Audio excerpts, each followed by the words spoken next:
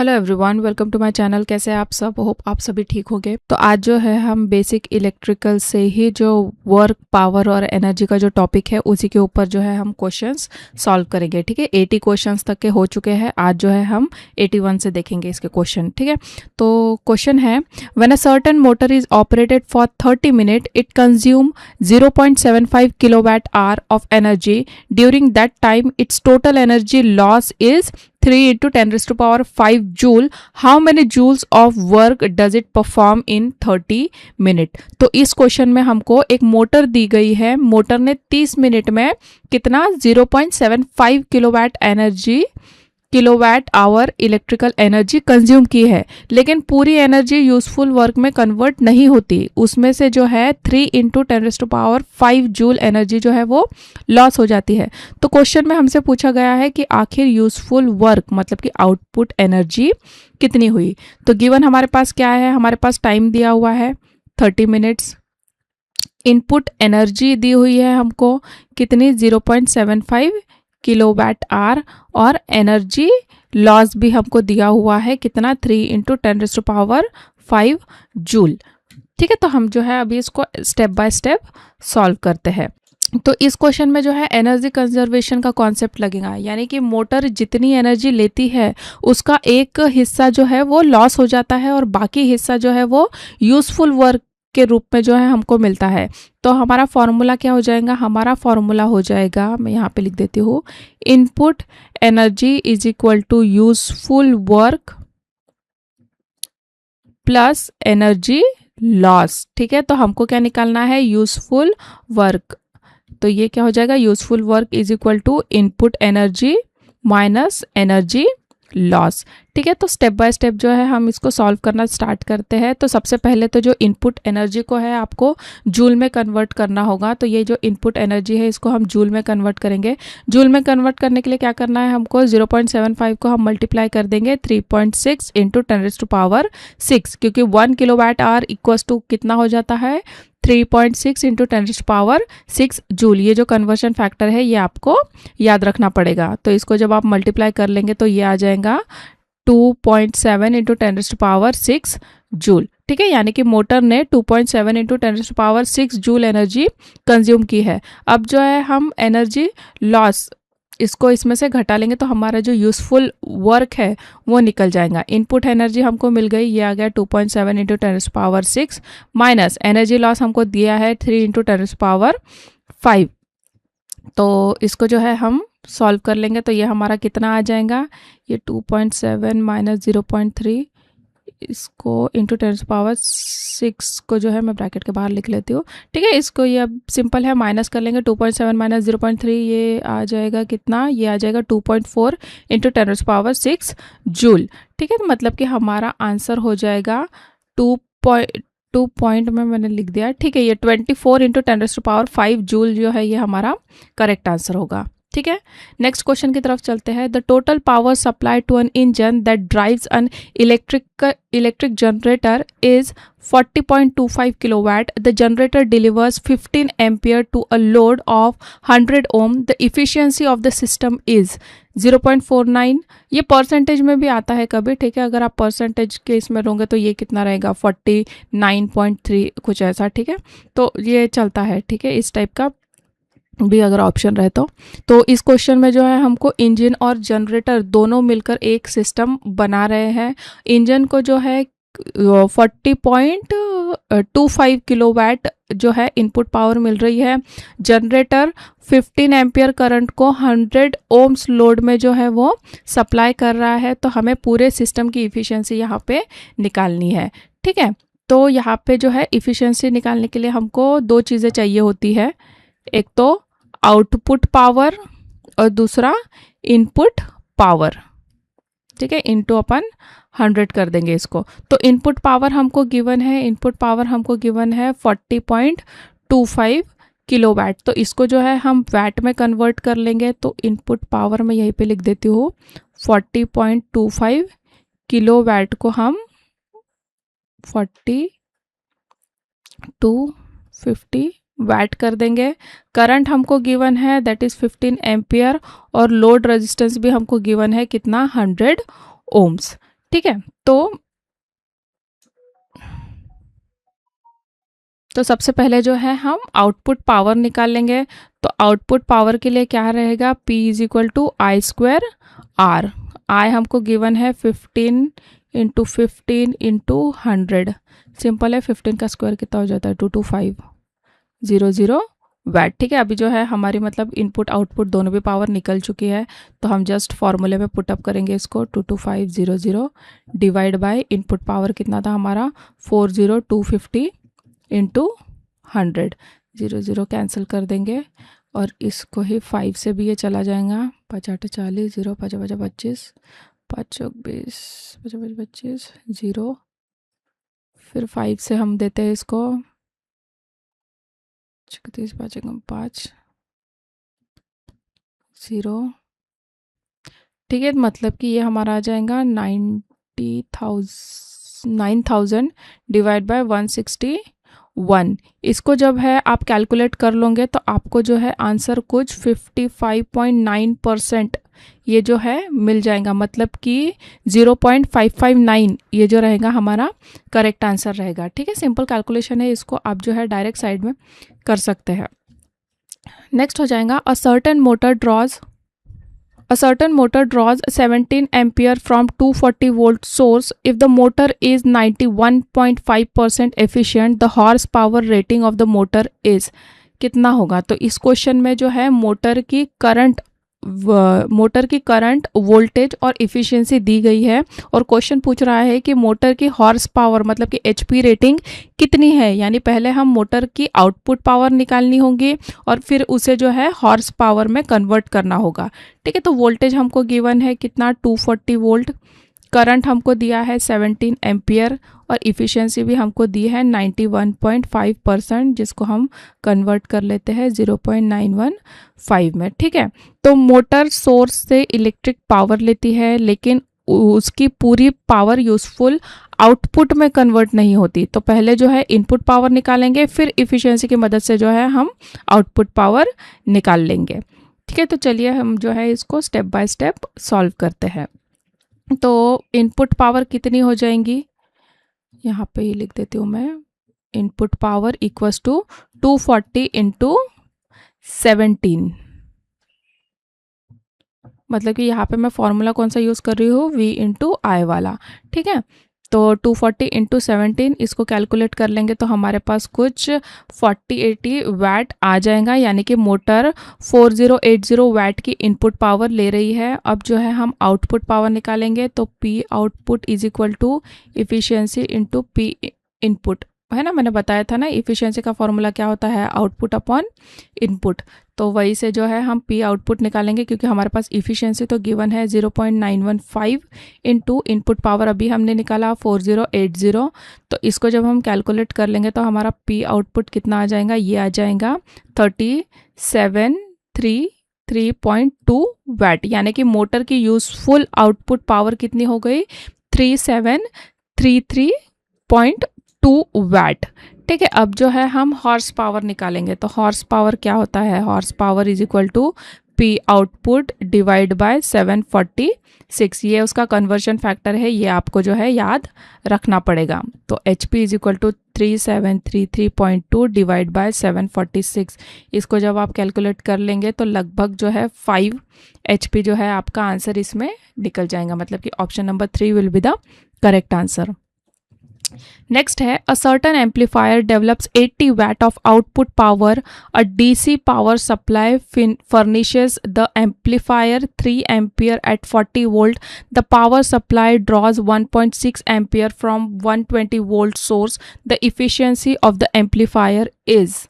तो इस क्वेश्चन में हमें एम्पलीफायर की आउटपुट पावर पहले से दी हुई है, साथ में बताया गया है कि डीसी पावर सप्लाई एम्पलीफायर को 3 एम्पियर पर 40 वोल्ट दे रही है।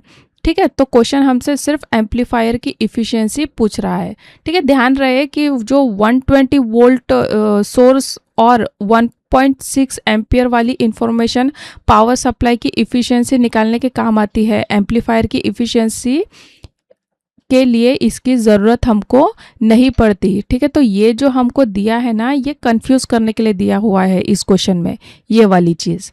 ठीक है, यही इसका ट्रिकी पार्ट था। तो चलिए हम फाइंड आउट करते हैं।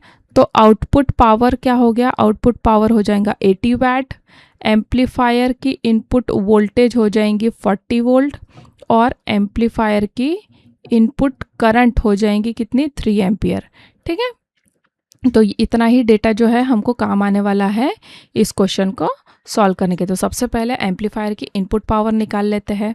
क्या आ जाएगा, ये P input equals to V into I, तो ये हो जाएगा 40 इंटू 3, ये आ जाएगा कितना, 120 वैट, यानी कि एम्पलीफायर 120 वैट की इनपुट पावर ले रहा है।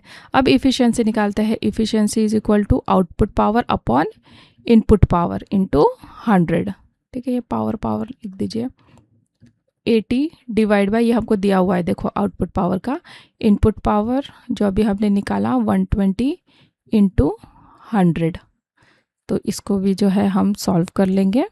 तो ये कितना हो जाता है, ये तो 0 0 कैंसिल हो जाएगा, 2 चौक 12, 2 चौके 8, 4 2 3 6, मतलब कि हमारा कितना आ जाएगा, हमारा आ जाएगा 66.67%। ठीक है, तो ये हमारा होगा answer, that is option number 2 will be the correct answer.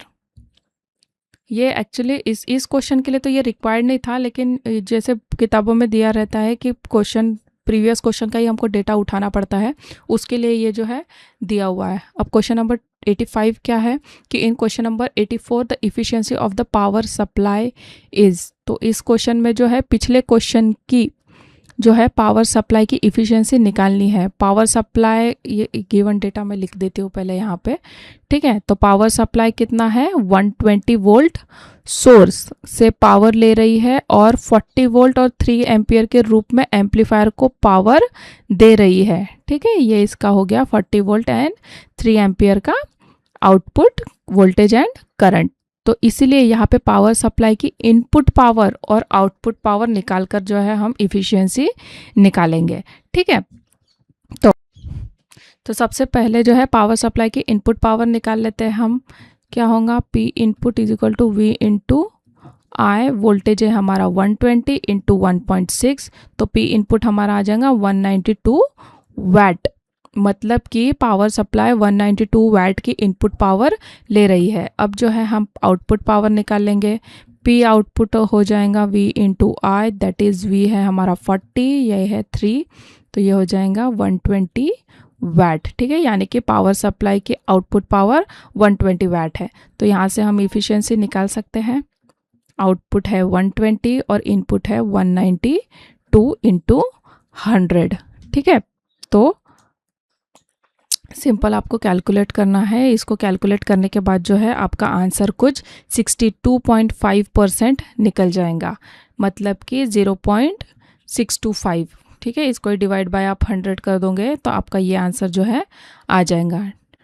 तो ये क्वेश्चन है, in question number 84 the overall efficiency is. तो अब जो है हमको ओवरऑल इफिशियंसी इसकी निकालनी है।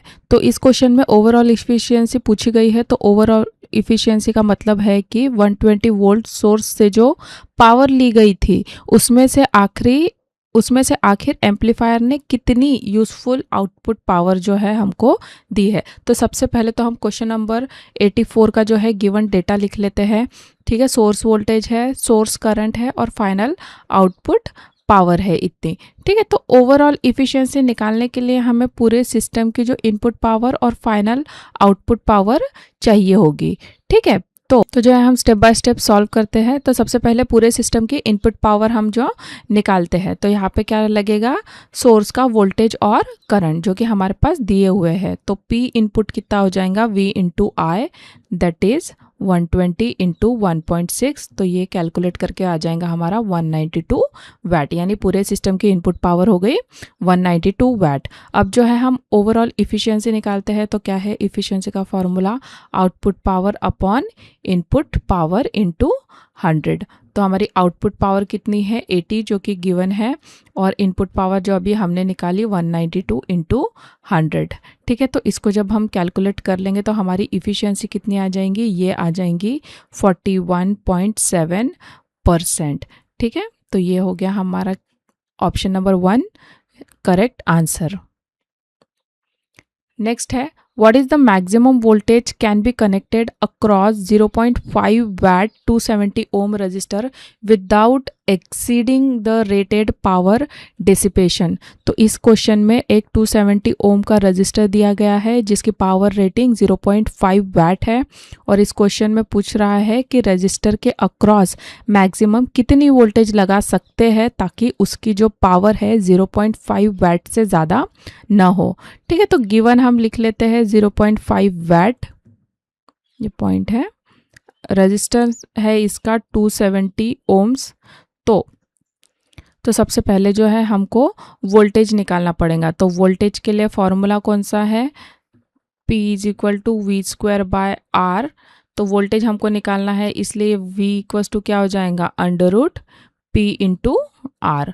ठीक है, तो √P कितना है 0.5 × 270 मतलब कि √ ये आ जाएगा 135। इसका जो है वैल्यू ये आ जाता है कुछ 11.62 वोल्ट, मतलब कि इसका आंसर होगा हमारा ऑप्शन नंबर 3 11.62 वोल्ट।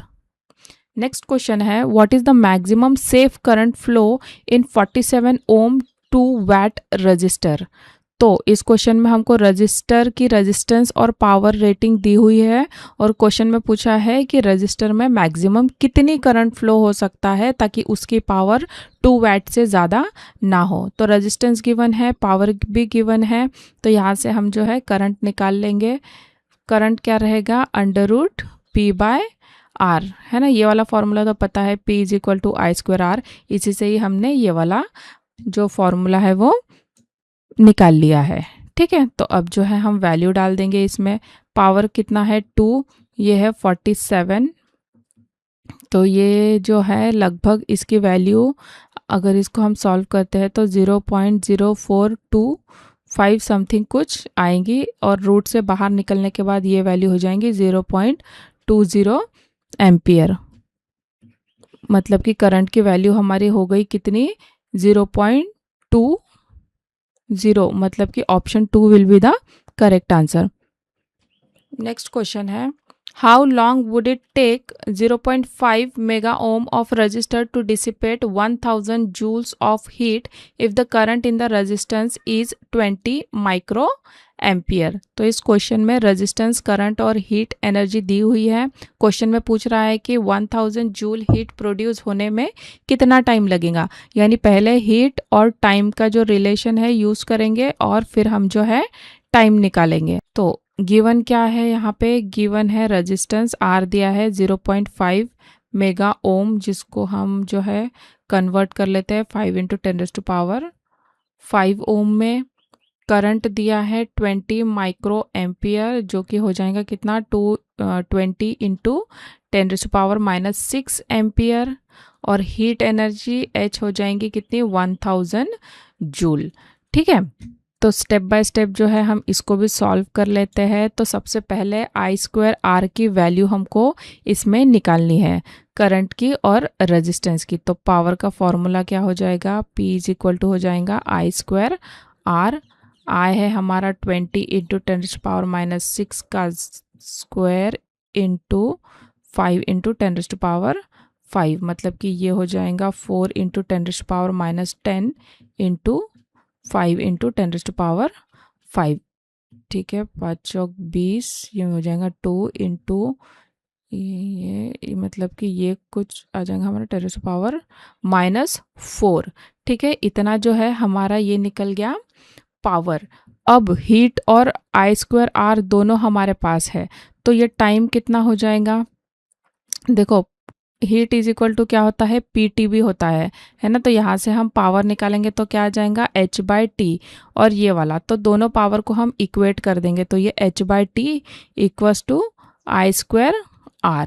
ठीक है, अब हमको क्या निकालना है, टाइम निकालना है। तो टाइम टाइम इधर क्रॉस मल्टीप्लिकेशन कर लेंगे हम, तो ये H/I² ये आ जाएगा। ठीक है, तो H की वैल्यू हम पुटअप कर देते हैं 1000 और I² की क्या आ गई है 2 × 10⁻⁻4। ठीक है, तो इसको हम कैलकुलेट कर लेंगे तो हमारा आंसर आ जाएगा 5 × 10⁻6 सेकेंड्स। तो सेकेंड्स में ही आंसर है, तो 5 × 10⁻6 सेकेंड जो है हमारा करेक्ट आंसर इसमें होगा। नेक्स्ट है, two resistor of resistance 8 ohm 12 ohm are connected in parallel, the power dissipated in 8 ohm resistor is 9 watt, the power dissipated in 12 ohm resistor is. तो इस क्वेश्चन में हमें 8 ohm और 12 ohm के दो रजिस्टर पैरेलल में जुड़े हुए हैं और हमें बताया है कि 8 ohm रजिस्टर में 9 watt पावर डिसिपेट हो रही है। तो पूरे क्वेश्चन में पूछ रहा है कि 12 ohm रजिस्टर में जो है कितनी पावर डिसिपेट होगी। तो हम ले लेते हैं R1 = 8 ohm, R2 = 12 ohm, P1 = 9 watt। तो यहाँ पे जो है हम सॉल्व करना स्टार्ट करते हैं इसको। तो यहाँ सबसे ज़रूरी बात याद रखनी है कि पैरेलल कनेक्शन में सभी रजिस्टर के अक्रॉस जो है वो वोल्टेज सेम होता है, इसलिए पहले 8 ohm रेजिस्टेंस के अक्रॉस जो है हम वो वोल्टेज निकालेंगे।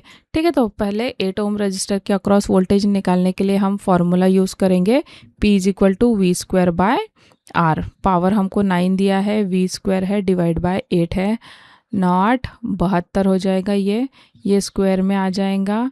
तो V हमारा हो जाएगा कितना, ठीक है, V² भी आप रख सकते हो चाहो तो, इसको मतलब अंडर रूट ना देते हुए फिलहाल V² ही रखो क्योंकि ये जो है आगे हमको काम आएगा। ठीक है, अब जो है हम 12 ohm रजिस्टर की पावर निकालते हैं, तो 12 ohm के लिए भी यही फॉर्मूला यूज़ करेंगे, P = V²R, पावर V² हमको दिया है 72 और 12, इसलिए जो है मैंने अंडर रूट नहीं लिया यहाँ पे क्योंकि वैसे भी वो यूज़ हो जाएगा।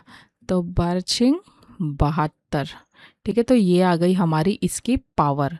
तो ये हो गया option number 3 is the correct answer. Hope आपको ये जो है समझ में आए होंगे।